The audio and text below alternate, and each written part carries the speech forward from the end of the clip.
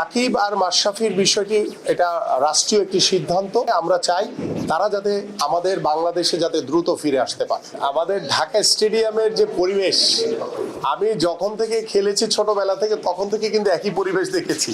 So এটার কোনো পরিবর্তন হয়নি। সো যেহেতু এটি আমার মিনিস্ট্রির আন্ডারে, সো এটি আমি আলোচনার মাধ্যমে যদি কোনো সমাধান করার সুযোগ থাকে তাহলে আমরা সেটা নিয়ে আলোচনা করব। আর সাকিব আর মাশরাফির বিষয়টি এটা রাষ্ট্রীয় একটি সিদ্ধান্ত। আমি মনে করি যেটা আমরা রাষ্ট্রীয়ভাবে আমরা অত্যন্ত নমনীয়ভাবে, যেহেতু তারা বাংলাদেশের লিজেন্ডারি ক্রিকেটার, তাদেরকে অবশ্যই আমরা সাধুবাদ জানাই। কিন্তু যে মামলাগুলো হয়েছে সেটা রাষ্ট্রীয়ভাবে সিদ্ধান্ত গ্রহণের মাধ্যমে। Gold's Gym across 30 plus countries with over 700 plus locations worldwide. Train anywhere, belong everywhere.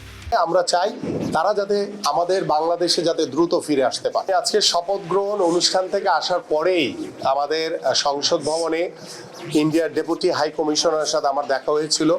About this reason আমি তার সাথে কথা বলেছি, সেও খুব ফ্রেন্ডলি, আমিও তার সাথে খুব ফ্রেন্ডলিভাবে বলেছি যে আমরা দ্রুতই এই সমস্যাটি আলোচনার ভিত্তিতে নিরসন করতে চাই। কারণ আমরা চাই যে আমাদের পার্শ্ববর্তী সকল দেশের সাথে যাতে আমাদের একটি বন্ধুত্বপূর্ণ সম্পর্ক থাকে, সেটা খেলাধুলা থেকে শুরু করে সব সেক্টর নিয়ে আমরা একটি আন্তরিক পরিবেশ গড়ে তোলার মাধ্যমে আমরা একটি সৌহার্দ্যপূর্ণ সম্পর্ক গড়ে তুলতে চাই। আইনের ভিতরে থেকে, নিয়মের ভিতরে থেকে এটি আলোচনার ভিত্তিতে যা করণীয় আছে সেটি আমি বসে আলোচনার মাধ্যমে পরে এটি নিয়ে আমি মন্তব্য করব।